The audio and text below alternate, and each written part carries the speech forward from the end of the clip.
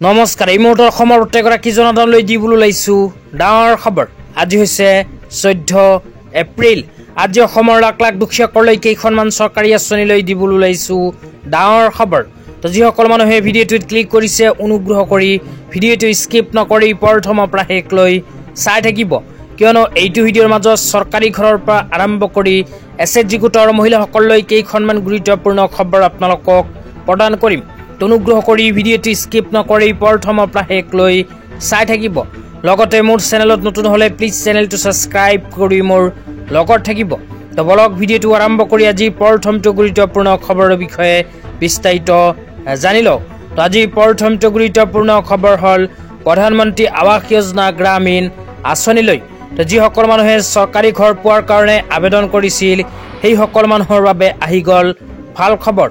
তো আপোনালোকক মোবাইল স্ক্ৰীনত দেখুৱাই দিছোঁ, আপোনালোকে মোবাইল স্ক্ৰীনত চাব পাৰিছে চৰকাৰী ঘৰৰ টকা প্ৰদানক লৈ জয়ন্ত মল্ল বৰুৱা ডাঙৰীয়াই এনেকৈ এখন আপডেট কেইদিনমান আগত প্ৰদান কৰিছে। তো ইয়াতে কি লিখা আছে পঢ়ি বিতংভাৱে আপোনালোকক বুজাই দিছোঁ। অনুগ্ৰহ কৰি ভিডিঅ'টো স্কিপ নকৰি চাই থাকিব। লগতে ভিডিঅ'টো শ্বেয়াৰ কৰি আপোনালোকৰ বন্ধুবৰ্গকো চোৱাৰ কাৰণে সুযোগ প্ৰদান কৰিব। তো ইয়াতে লিখা আছে আজিৰ দিনৰ ভাগত নলবাৰী সমষ্টিত প্ৰধানমন্ত্ৰী আৱাস যোজনা গ্ৰাম্য PMAYGৰ অনুমোদন পত্ৰ বিতৰণ অনুষ্ঠানত অংশগ্ৰহণ কৰোঁ।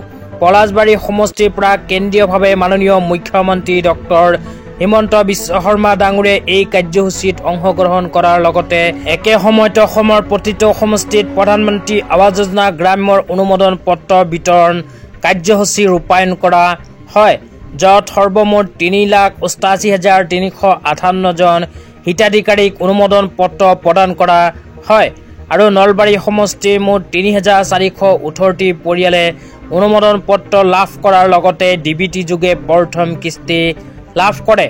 অসমৰ প্ৰতিজন যোগ্য লোকক তেওঁৰ সপোনৰ ঘৰখন প্ৰদান কৰা আমাৰ চৰকাৰৰ যি লক্ষ্য, এই পদক্ষেপ চৰকাৰৰ এই সংকল্পক বাস্তৱত পৰিণত কৰাৰ এক বৃহৎ মাইলৰ খুঁটিৰূপে পৰিগণিত হ'ব। তো ইয়াতে কোৱা অনুযায়ী যিসকল মানুহে চৰকাৰী ঘৰ পোৱাৰ কাৰণে আবেদন কৰিছিল সেই সকল মানুহৰ ভিতৰত 3,88,000 দুখীয়া মানুহক প্ৰদান কৰিলে চৰকাৰী ঘৰৰ অনুমোদন পত্ৰ। লগতে প্ৰথম কিস্তিৰ টকাও অসম চৰকাৰে ইতিমধ্যে হিতাধিকাৰীসকলৰ বেংক একাউণ্টত সোমাই দিছে।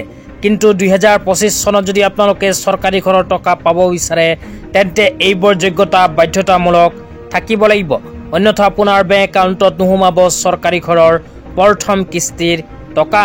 তো ইয়াতে 1 নম্বৰত কি যোগ্যতাৰ কথা কোৱা হৈছে আপোনালোকক বুজাই দিছোঁ। তো ইয়াতে 1 নম্বৰত কোৱা হৈছে আপোনাৰ ঘৰত যদি 2, 3, 4 চকীয়া বাহন আছে সেই ক্ষেত্ৰত চৰকাৰী ঘৰৰ টকা নাপাব। তাৰপিছত 2 নম্বৰত কোৱা হৈছে মেচিনাইজ 3, 4 হুইলাৰ এগ্ৰিকালচাৰ ইকুইপমেণ্ট।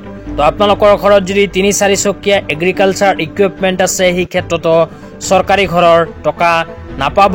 3 নম্বৰত কোৱা অনুযায়ী যিসকল মানুহৰ কিষাণ ক্ৰেডিট কাৰ্ড আছে আৰু কিষাণ ক্ৰেডিট কাৰ্ডৰ লিমিট 50,000 টকাৰ ওপৰত সেইসকল মানুহে। তাৰপিছত 4 নম্বৰত কোৱা অনুযায়ী যিসমূহ পৰিয়ালৰ চৰকাৰী চাকৰিয়াল আছে সেইসকলেও নাপাব চৰকাৰী ঘৰৰ টকা।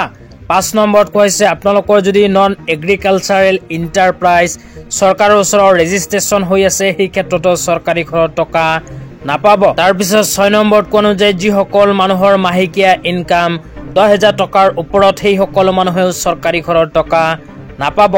7 নম্বৰত কোৱা হৈছে আপোনালোকে যদি ইনকাম টেক্স পে' কৰে সেই ক্ষেত্ৰত 2025 চনত চৰকাৰী ঘৰৰ টকা পোৱাৰ বাবে আপুনি উপযুক্ত নহয়।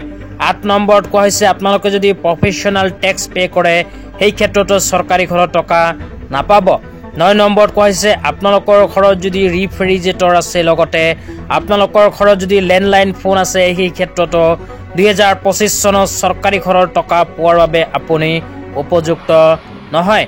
তো এইবোৰ যোগ্যতা নথকা মানুহে নাপাব চৰকাৰী ঘৰৰ টকা। তেতিয়া আপোনালোকক দিবলৈ ওলাইছোঁ আজি দ্বিতীয়টো খুবেই গুৰুত্বপূৰ্ণ খবৰ।